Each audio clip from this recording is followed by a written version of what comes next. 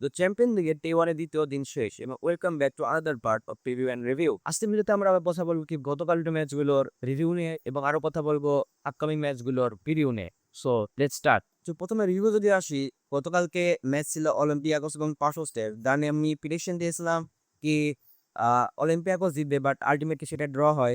আর সেটা নিয়ে আমি এই গেমটা দেখি নাই, তেমন বলার কিছু নেই। দ্বিতীয় গেম যেটা ছিল সেটা হচ্ছে স্লাভিয়া প্রাহা এবং বোদো।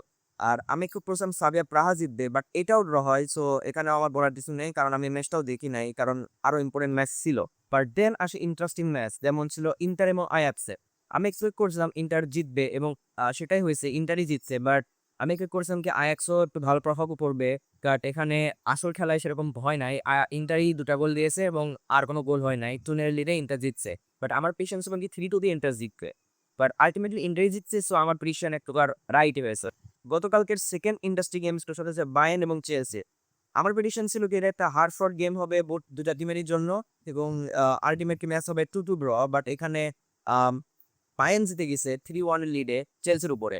সো ওরার মধ্যে যদি কিছু বলতে হয় তাহলে এখানে চেলসি অনেক মানে ভালো না, বায়ার্ন অনেক ভালো প্রমো করেছে।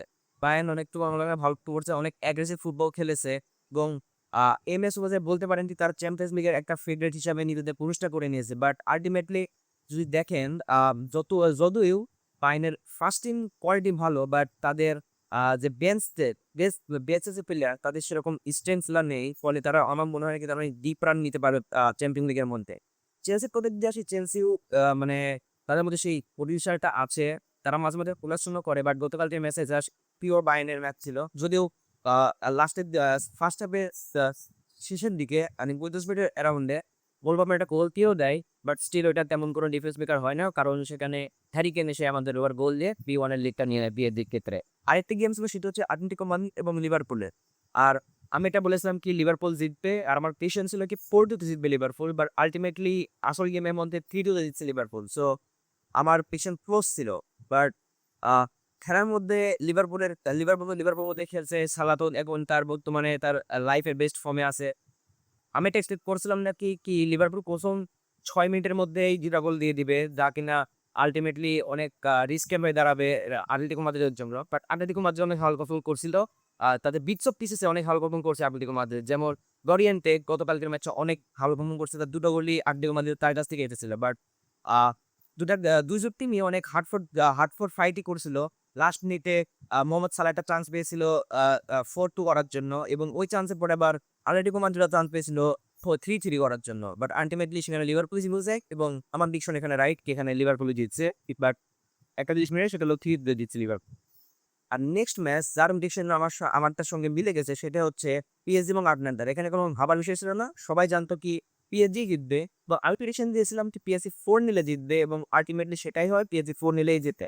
এবার আসি প্রিভিউ নিয়ে। সো আগামীকাল টোটাল 6টা ম্যাচ আছে এবং আমরা এই 6টা ম্যাচ নিয়ে কথা বলবো। কয়েকটা ম্যাচ ভালো করে কথা বলবো, কয়েকটা ম্যাচ জাস্ট উপর উপরে কথা বলবো। যেমন প্রথম গেমটা হচ্ছে মোনাকো এবং ক্লাব ব্রুজে। সো এখানে আমার মনে হয় মোনাকো জিতবে। আমার প্রেডিকশন হচ্ছে এখানে 2-1 টু মোনাকো। যদিও গত সিজন মোনাকো ভালো পারফর্ম করেছিল এবং ক্লাব ব্রুজ এক পর্যায়ে ভালো পারফর্ম করছিল চ্যাম্পিয়ন্স লিগের মধ্যে, বাট আমার ফিলিং বলছে কি এখানে মোনাকো জিতে যাবে। সো এটা নিয়ে তেমন কিছু বলার নেই। সেকেন্ড ম্যাচ হচ্ছে কোপেনহেগেন এবং লিভারকুসেনের। সো লিভারকুসেনের আগের কোচ ছিল আমাদের আর শাবি আলোনসো, বর্তমানে রিয়াল মাদ্রিদে, এবং তার এরিক টেন হাগকে সাইন করেছিল অ্যাজ ম্যানেজার। বাট মাত্র 2টা গেমের পরে এরিক টেন হাগকেও তারা ই করে দেয়, রিজাইন বলি কেন, স্যাক করে দেয়। এবং লিভারকুসেন কাজ করে একটা নতুন কোচ, তার সেরকম রকম দেখছি না, বাট কিছু কিছু ম্যাচ অনেক ভালো রেজাল্ট নিয়ে চলে এসেছে লিভারকুসেনের নতুন ম্যানেজার। এবং কোপেনহেগেনকে আমি ভাই ফলো করি না, বাট চ্যাম্পিয়ন লিগে তারা অনেকদিন ধরেই কোপেনহেগেন খেলে যাচ্ছে। আর আমার মনে হয় এখানে লিভারকুসেনই জিতবে, কারণ লিভারকুসেনের একটা এজ আছে, একটা রয়্যালটি আছে চ্যাম্পিয়ন লিগে খেলার। যদিও যা খুশি হইতে পারে, এখানে কোপেনহেগেনও জিততে পারে। কোপেনহেগেন অনেক ভালো পারফর্ম করে মাঝে মাঝে চ্যাম্পিয়ন লিগের মধ্যে আন্ডারডগ হিসাবে। তারপর আরেকটি ম্যাচ সেটি হচ্ছে ফ্র্যাঙ্কফুর্ট এবং গালাতাসারাই। আর আমার মনে হয় এখানে ফ্র্যাঙ্কফুর্টই জিতবে। গালাতাসারাইও জিততে পারে, কারণ গালাতাসারাই অনেক ভালো ভালো প্লেয়ার সাইন করেছে তারা। If am not wrong, Leroy Sane sign করেছে। আর গুন্ডাগানও তো মনে হয় গালাতাসারাইতে গিয়েছে, রাইট? হ্যাঁ, গুন্ডাগানও মনে হয় গালাতাসারাইতে গিয়েছে। সো এরকম অনেক আহ, ভালো ভালো প্লেয়ার আছে গালাতাসারাইয়ের কাছে, ইউরোপিয়ান প্লেয়ার আছে। সো আমার মনে হয় গালাতাসারাইয়ের কাছে চান্স আছে। বাট ফ্র্যাঙ্কফুর্ট জার্মান টিম, ফ্র্যাঙ্কফুর্টের অনেক ভালো পারফর্ম করে, বাট লাস্ট সিজন ফ্র্যাঙ্কফুর্ট ভালো কম বুঝলো চ্যাম্পিয়ন থেকে। So you know what, I feel Galatasaray জিতবে অথবা ড্রও হইতে পারে, বাট আমি আমি বলি কি এখানে গালাতাসারাই, না আমি বলি এখানে গালাতাসারাই জিতবে, সেটা হচ্ছে 3-2 জিতবে গালাতাসারাই। দ্যাটস মাই প্রেডিকশন, কি গালাতাসারাই জিতবে 3-2।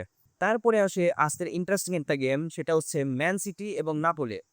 সো গিভেন ডে বয়না আবার ইতিহাদ স্টেডিয়ামে রিটার্ন করবে, but as not a player, as a rival.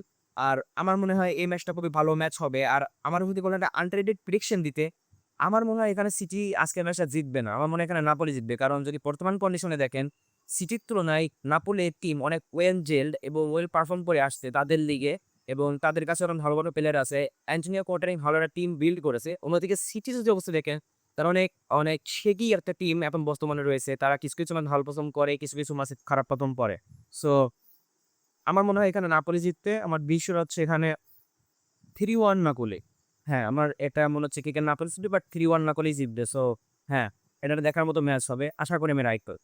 তারপর একটি ম্যাচ হচ্ছে স্পোর্টিং এবং কেয়ার আলমেটি, না কি নাম যেন, কেয়াত আলমেটি এরকম কিছু একটা নাম। সো আমি এই ক্লাবকে চিনি না, কেয়াত আলমেটি। স্পোর্টিংকে চিনি, আর আই ফিল স্পোর্টিং জিতবে, কারণ স্পোর্টিং বর্তমানে ভালো অবস্থায় আছে। তারা লাস্ট সিজন লিগা পর্তুগালও জিতছে। সো হ্যাঁ, স্পোর্টিং এ জিতবে। আমার প্রেডিকশন হচ্ছে এখানে যেহেতু আমার প্রেডিকশন এখানে হবে আপনার 5-0 তো স্পোর্টিং। আমি একটা স্টেপ বলছি কি স্পোর্টিং 5-0 জিতবে। এবং দেন আসি আজকের দিনের সব থেকে ইম্পর্টেন্ট ম্যাচ ফর মি, আপনার জন্য হইতে পারে, সেটি হচ্ছে বার্সেলোনা এবং নিউক্যাসল। সো বার্সেলোনা তাদের সিজন শুরু করছে নিউক্যাসল চ্যাম্পিয়ন দিকে, এবং নিউক্যাসল বর্তমানে অনেক ভালো একটা টিম হয়েছে, এরিয়া অনেক একটা ভালো একটা টিম বানিয়েছে। অন্যদিকে বার্সেলোনার টিমও ভালো, হানসেমেনের ভালো একটা টিম বিল্ড করেছে, বাট আমাদের এখনো ইঞ্জুরির কারণে কিছু কিছু প্লেয়ার মিস, যেমন ফ্র্যাঙ্কি ডিয়ং আমরা মেবি মিস করবো, কারণ তার একটা সম্ভবত ইঞ্জুরি আছে।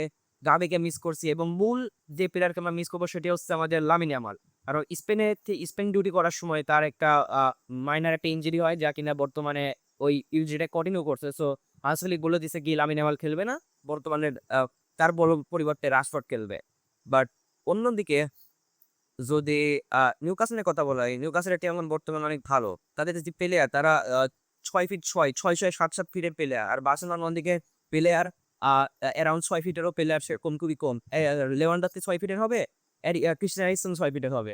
আর এমন কোনো প্লেয়ার নেই যে খুবই লম্বা লম্বা প্লেয়ার। আর অন্যদিকে আহ নিউক্যাসল খেলে রাউট ওয়ান শুট বল, তারা লং বলে খেলবে। যদি লং বলে খেলে, যেটা নিউক্যাসল খেলে আসে লং বলে, বাট যদি লং বলে ম্যাচও খেলে, সো বার্সেলোনার কাপ একটা সিচুয়েশন হবে। কারণ বার্সেলোনা সেরকম হাইট ওয়ালা প্লেয়ার না, তেমন ফিজিক্যাল টিম না বার্সেলোনা। বাট আমি এক্সপেক্ট করছি বার্সেলোনার জন্য যেতে, কারণ আমি তো চাই আপনার সাথে সামো কি বার্সেলোনায় যেতে, বাট নিউক্যাসল জিততে পারে। নিউক্যাসলের টিম বর্তমানে ভালো, আর আমার কাছে একটা একটা একটা এজ আছে নিউক্যাসলের জন্য। অন্যদিকে বার্সেলোনার জন্য একটা এজ আছে, but at the end depend করে কিভাবে পারফর্ম করে। আমার প্রেডিকশন হবে বার্সেলোনা জিতবে। যদি আমি এটা বলতে চাই না কি বার্সেলোনা জিতবে, কারণ আমার মনে হয় আমি যদি কিছু বলে দিই ওটাকে এবার জিঙ্কস করে ফেলি আমি, এই জন্য আমি এভাবে বলতে চাই না কি হ্যাঁ এই দলই জিতবে, এই দলই জিতবে। এবার স্পেশালি তখন এটা বার্সেলোনা খেলা হয়, কারণ আমি বলতে চাই না কি বার্সেলোনা জিতবে, কারণ তখন পসিবল আমি জিনিসটা বদল করে দিতে পারি, জিঙ্কস করে দিতে পারি জিনিসটা। তো আমি জিনিসটা বলতে চাই না, বাট স্টিল ফর কন্টেন্ট বলা লাগবে। আর আমি এক্সপেক্ট করছি বার্সেলোনা জিতবে। আর আমার বড় প্রেডিকশন হবে এখানে হবে 4-2 বার্সেলোনা। আই ডোন্ট নো, আমার মনে হচ্ছে এখানে 4-2 বার্সেলোনা হবে, কারণ আম, হ্যাঁ, কারণ বার্সেলোনা ওভারস্কোর করতে অনেক পছন্দ করে। এবং 2টা গোল বার্সেলোনা কেন খাবে, কারণ বার্সেলোনার ডিফেন্স অত ভালো না। আর বার্সেলোনা যে লেভেলের ফুটবল খেলে, তারা বই খাওয়াটা অলমোস্ট শিওর একটা জিনিস কি গোলরা খাবে। বাট হ্যাঁ, দেখা যাক আজকের ম্যাচে কি হয়। হ্যাঁ, আজকের মতো এ পর্যন্তই। কালকে দেখা হবে ম্যাচের রিভিউ নিয়ে, কারণ রিভিউ হবে না, কারণ এরপরে আবার চ্যাম্পিয়ন লিগের ম্যাচ আবার সেই অক্টোবরের সময়। সো হ্যাঁ, আজকের মতো এ পর্যন্তই। Good bye.